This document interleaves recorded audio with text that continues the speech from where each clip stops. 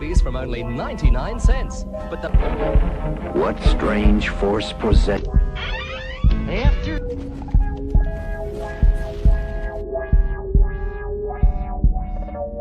Allison on set. He thinks about you. The climax scene really got to me.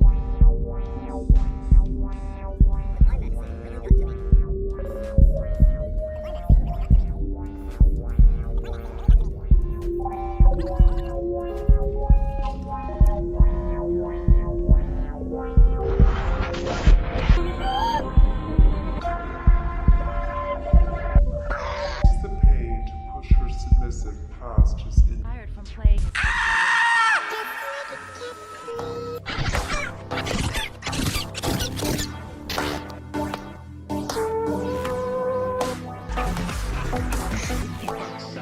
I do anything for him.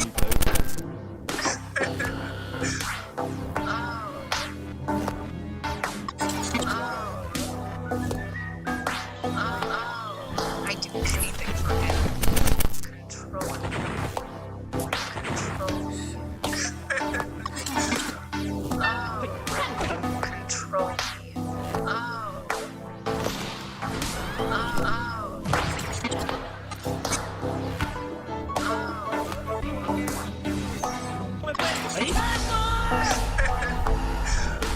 I do anything for him.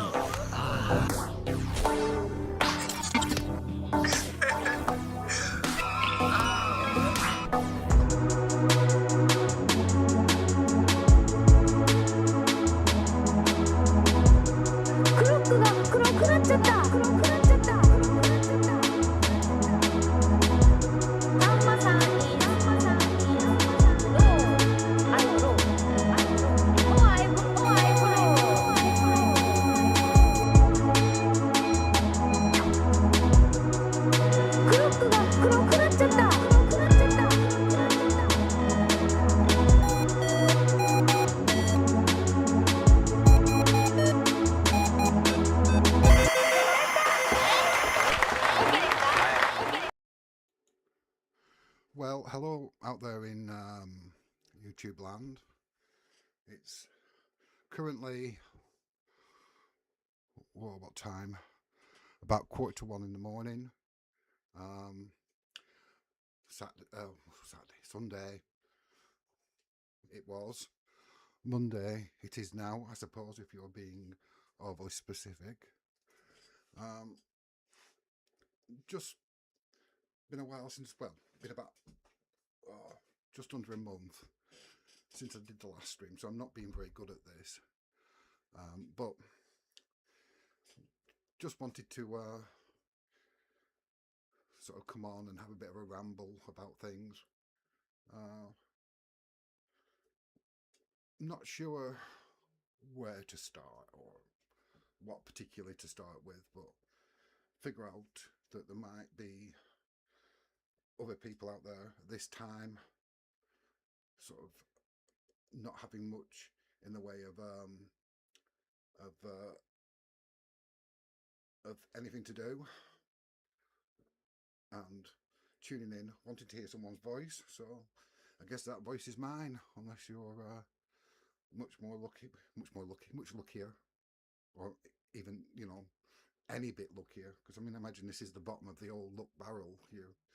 If you've wound up here, then then fortune hasn't exactly favoured you, but I'll do my best.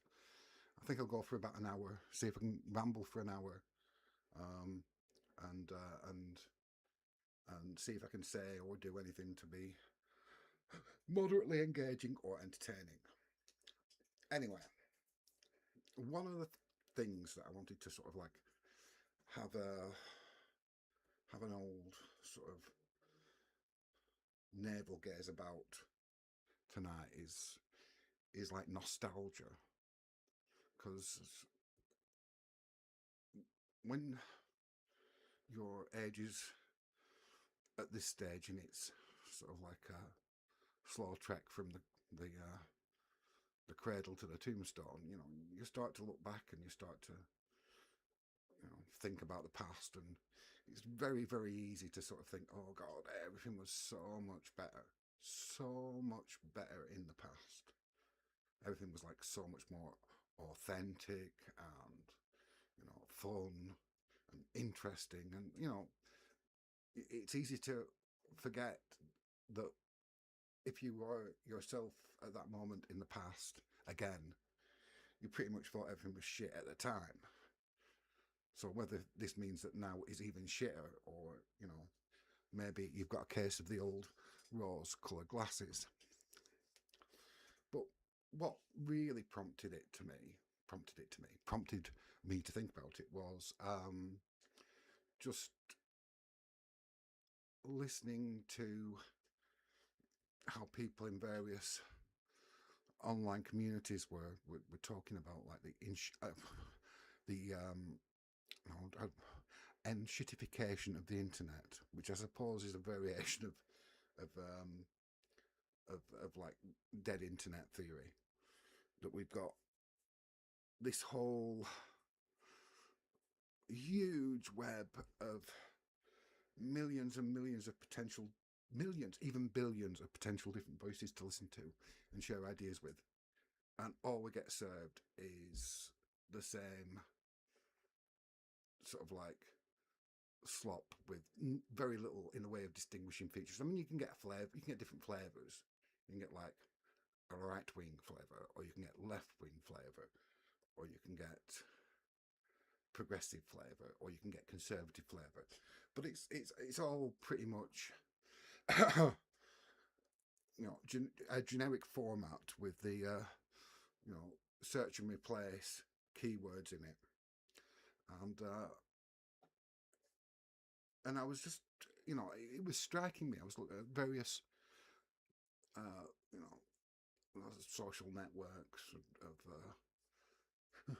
Facebook and Instagram and TikTok and, oh, of course, X or Twitter or that shithole, and it's just,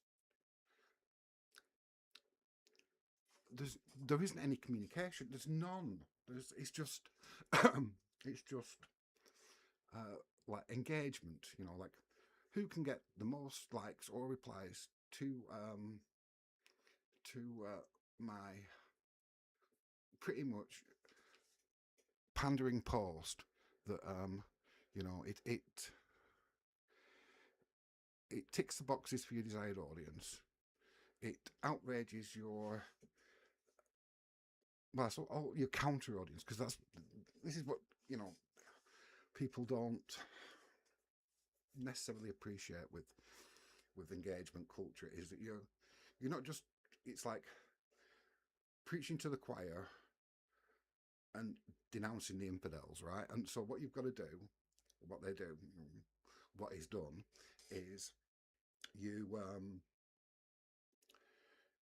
make a statement, and that's designed to massively appeal to your choir and massively outrage your infidels.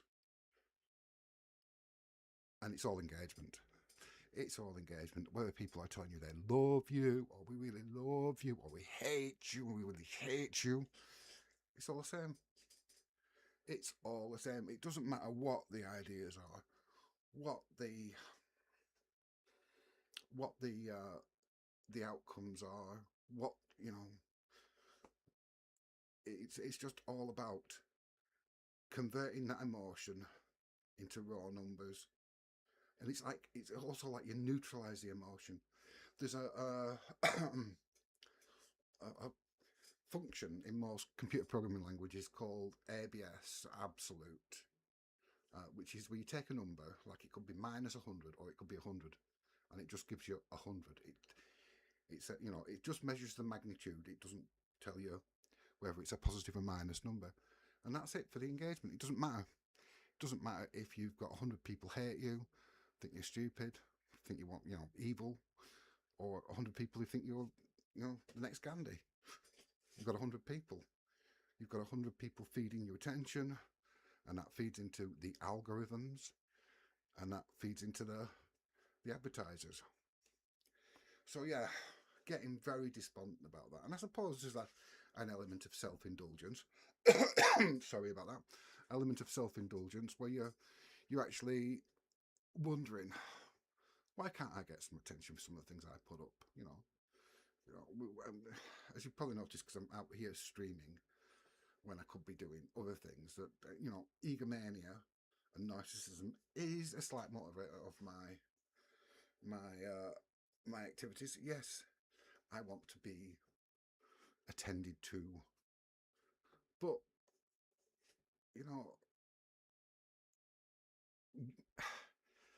when you sort of like create things, you like write poetry, or try and, as I do as well, try and write music, which isn't terribly good, but I'll just have some fun with it. You want actual engagement, like you want people to engage with the piece, not to get the engagement. So you've got this option. You can have this superficial success where you get like a huge influx of numbers, or you can have actually people sort of like going, yeah, I really like that, or you know what, that really fell down, that was not good. I can see what you were trying to do, but it just didn't work. And that's better, because that's these sort of like, if you've got the two, or let's say with my hands in front of the screen, you've got the two poles, which have that the highest magnitude of people just acknowledging, and then a much narrower band in the middle of people actually really engaging, using engagement in the word as in its actual true sense of what it could mean. I had an experience. Well, what was that? A beep? There was a beep somewhere. I don't think it was anything important. I had this experience when I did a poetry reading, and it was dead small. It was like just oh gosh, some windows just popped up. Yeah, it wasn't a big. It was probably 20, 30 people. But after one particular poem, at the end, I remember the audience came up to me and said, like, I don't want to go into what it was actually specifically about, but they said, when you read that really connected with me. And then they described the experience. I said, yeah, that's exactly what I was getting at. That's the thing. And that's, you just don't seem to get that kind of engagement anymore. I mean, even now, I'm not going to say that all the people I know have, and myself included, but let's include myself in that, have suddenly become like ultra shallow, because I don't think that. I think they are just not getting fed and prioritized by the various algorithms. So when someone posts something, I'm being a bit too nebulous and incorrect there. I think they are disincentivized from actually really connecting. It's so easy just to press the button, do like, which, if anyone actually would want to like this, hypocritically, press some buttons, because, it's what it's measured. But it's so much easier just to press the button and then move on. You might well have thought, oh yeah, that picture of them on that beach in wherever that was posted to Facebook, oh, they're having such a good time, and they really deserve it, because I know they've had a rough year. And I'm really glad they managed to get away and they're having a good time. But just, you're not incentivized for doing that, really. It's all, on your phone, you press like. Oh, well, that, they know what I mean, they know me, they know what I mean. But, it doesn't. It's the nullification of a basic human connection, I think, just my opinion. We just use these buttons to basically give the lowest possible acknowledgement, which has numeric values. It all feeds into the algorithm, and we get a sort of like a muted sense of, you know, a muted sense of connection with our 100,000 million likes or whatever. But it's muted. It's a mechanized connection. I mean, imagine this, right? This future dystopia, which, you know, I actually don't think is that far from where we are now, is that we don't talk to each other. People just have little things on the chest with buttons on them, like a heart button and then an angry face button. And as we walk up to each person, we just press one of the buttons, and a little counter on the head. Ding! They've got like a angry face button, angry face sort of marked counter on that side and that, and you just walk, and through the day, just what it is, and they of course can look in a mirror and see what they're at, and that's the world that I feel that we're moving to. And you know, I mean, for some people, and I'm sure there's quite a lot of people, this is a job. This translates into the influencers. You know, the influencers there. This translates into a job. So this translates into direct monetary value, which, you know, you can't really argue with. Everyone's got to make a living somehow. You know, there's all kinds of ways to do it, and 99% of them are crappy, and you know, you feel like someone's getting exploited somewhere down the line, usually you, and then whichever saps are beneath you that you know that are you know, shelling out the money. Obviously someone at the top's always making an absolute killing off it, sometimes literally.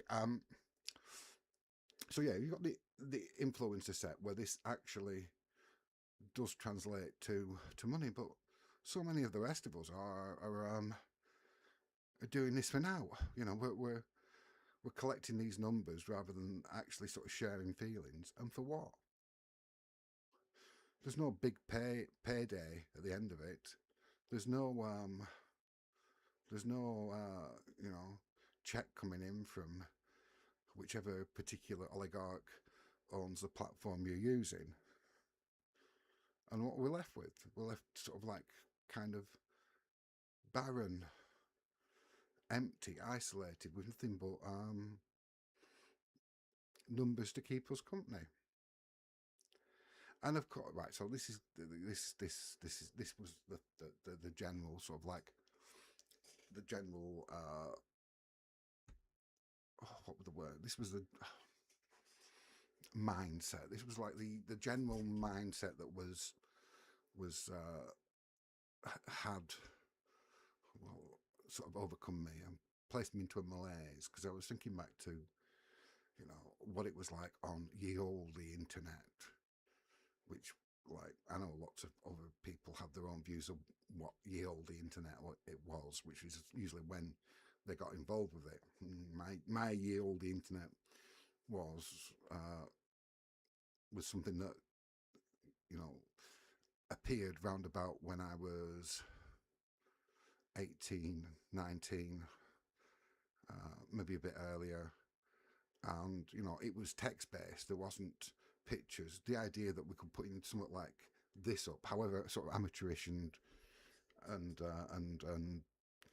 generally cobbled together video stream that I'm putting out. The idea that you could do that on the internet, when really it was just typing up things on Telnet and using news groups, which, you know, I still use actually, and Gopher and all that, and then very, very early Web 1.0 Netscape browsers and things like that. And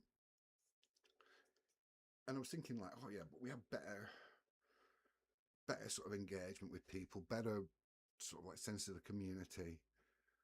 And I suppose to a degree that was true. I think, you know, the levels that I interacted with people online were better in those situations. I mean, now don't get me wrong. There are now still big sort of like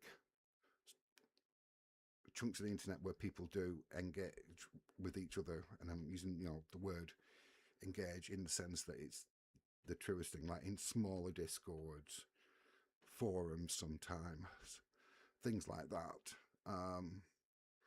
WhatsApp groups, basically anything that is like an extension of a real world community.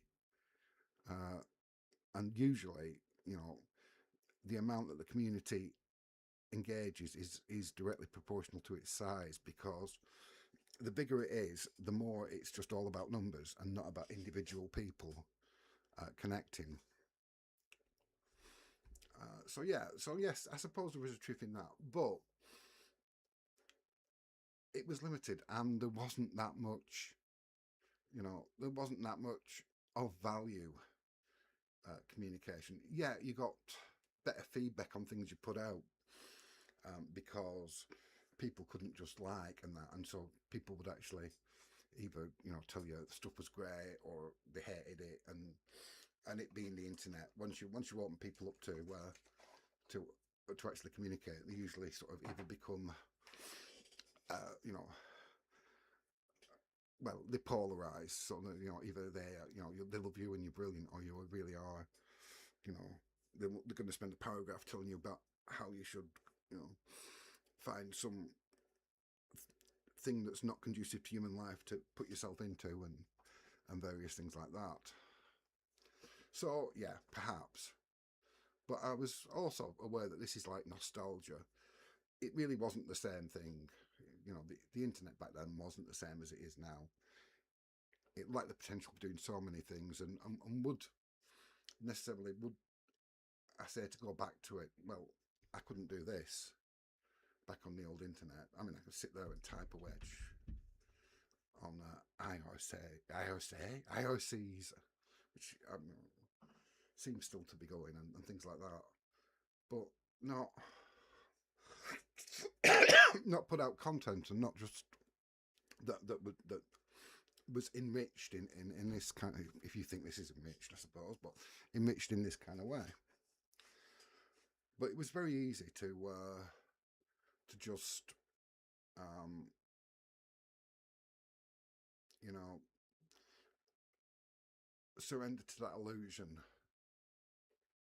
you know, the you know, the salve of nostalgia that, oh, it was so much better in the past, and it was so much better, and I felt happier. But I didn't actually feel happier. I felt just as isolated, and just as well, it's not that I feel isolated particularly now, because I have quite a fulfilling non-internet life, which is, I suppose, something that keeps me you know, relatively even keeled, because I do worry about people that this is their whole life. There is no sort of no human connection outside of it, and then just spend all day. I mean, that's right. This is the another thing, like mobile phones, and he's probably old man talking now. Old man talking. Mobile phone. I get so annoyed with everyone. I mean, like, when I go out, I keep my phone in my bag, and I usually end up missing calls. I'm sort of like causing confusion. I only take it out if I want to sort of like show something off, like, oh look, these are pictures of me isopods, because like that's what everyone loves in a pub, you know. Oh, look at these mini lobsters and crawling around, because that's what they are effectively, like the crustaceans. They're not insects. This is the important thing for people to know. The isopods are not insects, they are crustaceans. So what was I on about? Oh yeah, so taking your phone out to show, because obviously I haven't quite got the camera set up. I really want to get the camera set up so you can, oh, can you see? Can't really see what's going on. There's not much going on. They're all a bit quiet now. But yeah, you've been there in a pub and people will be going all through. I mean, the fact that they have to put a thing on at the cinema instead of the films telling people to turn their phones off, and it doesn't work. You see people like, there's even at a gig, and the person in front of me spent most of the time, it was a Super Furry Animals gig, the person in front of me spent most of the time on the mobile, and I kept looking at, and they were looking at furniture, not the band furniture. I must be out of my brilliant mind. No, or you must be out of your brilliant mind. No, they were just like looking at furniture. Well, this gig was like on stage, but no, really sort of like, what has happened to us? So again, but that's nostalgia. I mean, I suppose it's different. What were people doing when they weren't looking at phones? They were daydreaming, pretending to concentrate. I sometimes wonder how many people are actually really interested in what's on the mobile phone, opposed to just not actually very interested in what you're saying and that. So when they're looking at the phone, they go, oh, sorry, we're saying something. And what they actually mean is, God, have you not stopped talking yet? Have you not stopped talking? So, yeah, mobile phones. That's it. More nostalgia, probably bollocks. But again, it's all tying back to this idea of people not actually connecting. And then if this is nostalgia, right, and if this is just like rose-coloured glasses, is this a real problem that has always existed? Have people wandered around, since time immemorial, since the caves, just not really bothering with each other, just the lowest possible degree of interaction with each other? I mean, it doesn't seem like that. Everyone talks about like community, and it's something we all supposedly want. We all supposedly want this tight sort of connected sense of shared identity with other people, where we can be ourselves and be appreciated as being ourselves, but also part of something bigger. Oh, your phone fell out. And yet, oh God, that's loud. And yet, so often we seem to be absolutely averse to it. I remember, whether this is, it was a description of modernity that at some lecture I went to, and they said, and even this is going to evoke nostalgia, because it said it's like a ballroom dance where everyone's listening to different tunes on a Walkman. I hope we all know what a Walkman is. Yeah. But that, and then, and they attributed that to modernity, the function of modernity. But again, that may well be nostalgia. That may well be people thinking about, this mythical past that is largely constructed for our own wishful thinking and through sort of like marketed retroism, you know, and good old days politics and all that kind of shite. At what point do we say perhaps there were no better days? Perhaps it's always been the same level of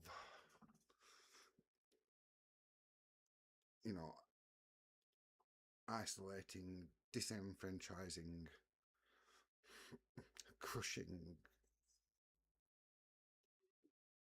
isolation for everyone. God, that sounded really, really sort of like bleak. And and we just have these occasional moments where we connect with people. I don't know. I mean, it does seem, I mean, obviously this might just be me sort of like generalizing myself out onto everyone, but I do think this is a generalized problem that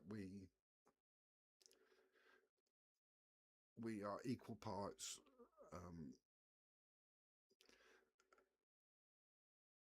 obsessed with and repulsed by other people. You know, we and I don't just mean repulsed as in yucky. I mean more like in almost like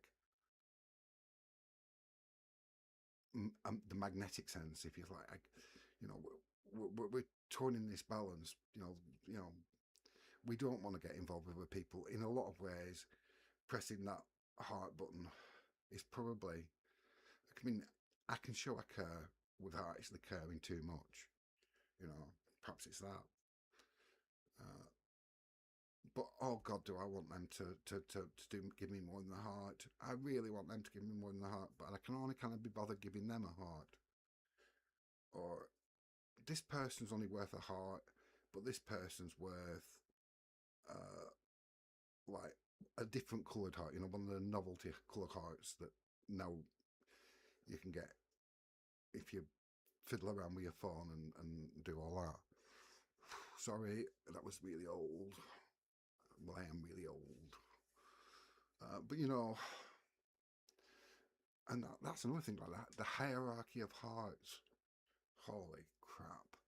No, that's definitely dystopian. That's definitely a product of the now. You know, I don't know. What does it really mean? There's different coloured hearts.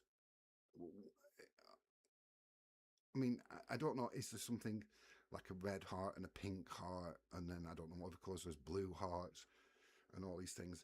I mean, is that some sort of like, is it something you consistently use for your, you know, as your person? I'm a red heart person. Oh no, really, I'm a blue heart person. Or is it something that, is it like a tier list? Like, you are in my outer social circle, so you get a red heart. But you're closer to me, so you get a pink heart. And you're really, really special. So you get them two hearts that are kind of interlinked emoji. And also, like, what does it mean, a heart? I love that comment. Or I love you. Or here I'm sending you my love. I mean, it's the same sort of thing. You get like, wow, just bought a new car, heart. Oh my God, I'm so sad. My entire life has tumbled around. Heart. Yeah, it's just like the basic unit of bare minimum acknowledgement. And I'm guilty of it. I'm guilty of it. I mean, it's one of those things, sometimes you don't know what to say. And just put out a heart. It's I don't know. It's perhaps something I shouldn't be sort of like dwelling on too much. But and what do? You know, you can either go forward or go back, you know, and let's be honest, you know, it doesn't do to look too far ahead at the moment. The world is a very scary place, and the future is just getting exponentially scarier.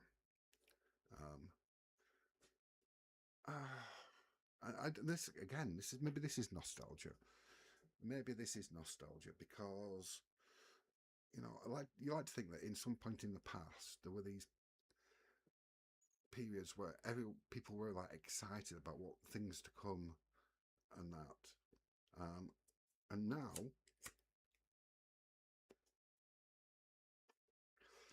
that, you know, you hear about the booms in the 50s where you just had the Second World War, and now you had this whole sort of like new world opening up to people and things like that, and people were genuinely sort of excited about what was to come.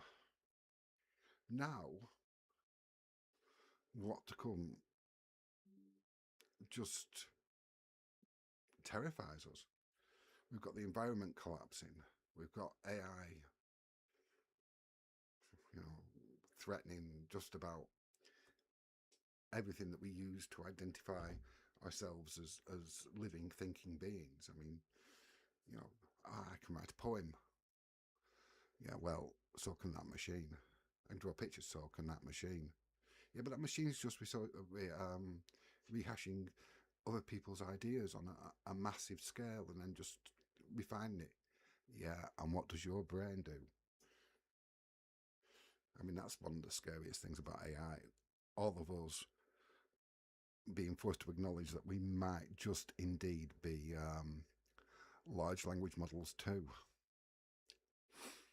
I mean, we all, you know, even the most ardent materialist, determinist scientist has that kind of, yeah, but I'm human, you know, yeah, but I think. I mean, yes, I know it's not real, but you know, I'm still kind of special. And then, no, you're not. You're just a statistical operation. That's a scary thing to think about. That really is. I mean, people wonder about is there life after death? And now we're being forced to ask, well, is actually there any life before death, or are we just these, I say, statistical operations? And of course, people say, well, yes, but what about, you know, I think, therefore I am, you know, that great, sort of like, sort of Descartes' great proof of the existence of the self and the mind. Yeah, it's wrong. It doesn't scan. It should actually be in the past tense. I thought, therefore I was works because you thought works on. We can measure the speed of thought. We can measure the speed that something, you know, a sense impression coming in from the eyes takes to get to the brain and takes to get out in form of a responding action. So you can never actually say you think.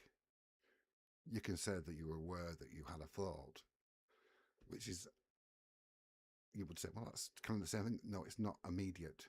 It's kind of a second-hand observation. And you can only have, you know, the only evidence you can present is, rather than being able to present direct evidence to yourself, like saying, I'm thinking, you can only ever present these, like, more distant, second-hand observations that there was a thing that happened that I see, we're doing this, that when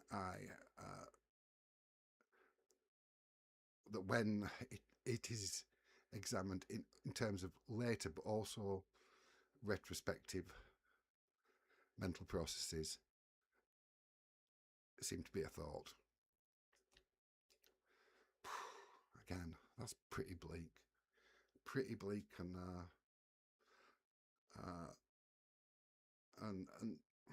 but I would say, right, this is my attempt to refute all of it, right? I would say it doesn't do to try and apply these kind of logical proofs to your own self.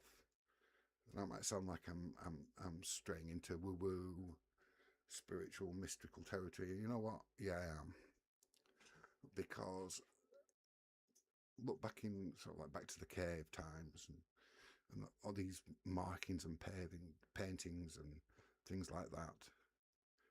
Everything about human existence has been trying to, in a way, mythologize ourselves to create our, you know, even if we are just mechanistic, statistical operations, to create the illusion that we are something greater than ourselves, greater than that materialistic, you know, functional level.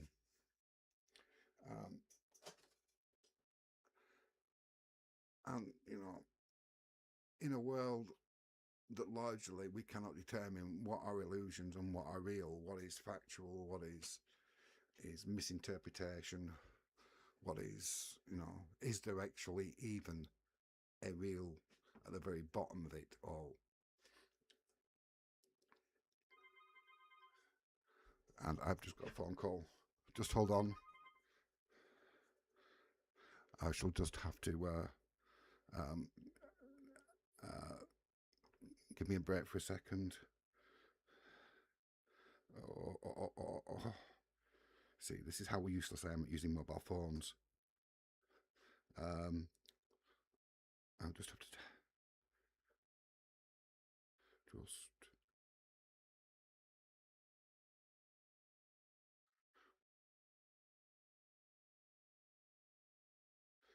This is very exciting.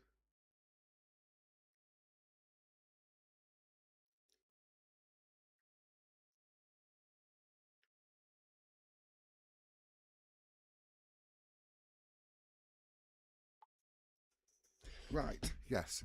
So I think that's probably a good excuse to bring it to a close. So what I will do is I will finish that point and we'll get to it. So yes, in this world of all these things that we can't possibly know, that are just us largely interpreting formulas, phenomena, and trying to piece them together into some, something that makes some semblance of sense, which again correlates to our nature as just statistical operations. Well, that's everything. So what makes us mythologizing ourselves and creating this illusion of ourselves as living, thinking, feeling entities any more, and more importantly less, or any less real than anything else? In a world where everything's bullshit, you might as well go with the bullshit that makes you happiest. And when the map's not the territory, you can draw whatever you want on that map. You can draw whatever you want. However you see a raise in elevation, you can draw a very naturalist representation of a mountain. You can draw a great big spooky mountain. You can do what we want. You're making your model of this bullshit and using it as a map to navigate the unknowable. So why not have some fun with it? Well, hopefully with that I've talked myself round to not feeling quite so that was a reply. Talked myself round to being not quite so not quite so melancholic. So hopefully this stream's done some good. Well, I don't know if anyone was here. There's been no comments in the chat. Should I put one up? Just to test it's working. Just to test. And that should come up. No, it hasn't. Why has it not come up? We've got the chat overlay. No, there's been no chats. Oh well. Anyway, so hopefully we've talked ourselves around out of melancholy, and now we can. I wonder why that didn't show up. Though. I'm just going to test this chat overlay. Okay, it should be there. Oh, hold on. I was looking in the wrong place. So let's see if it came up again. Test again.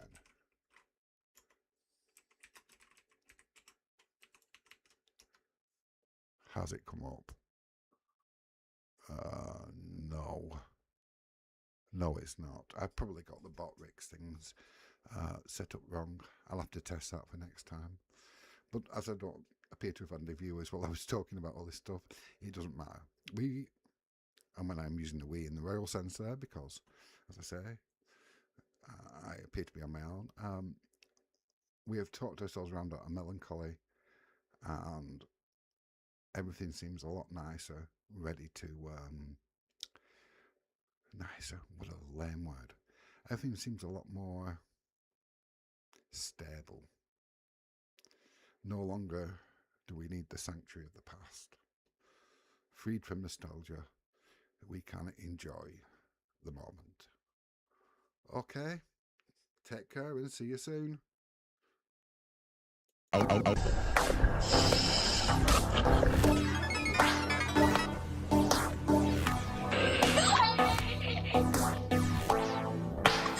anything for him.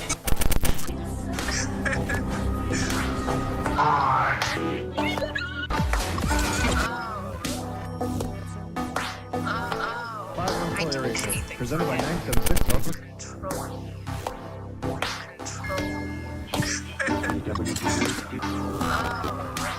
Control me.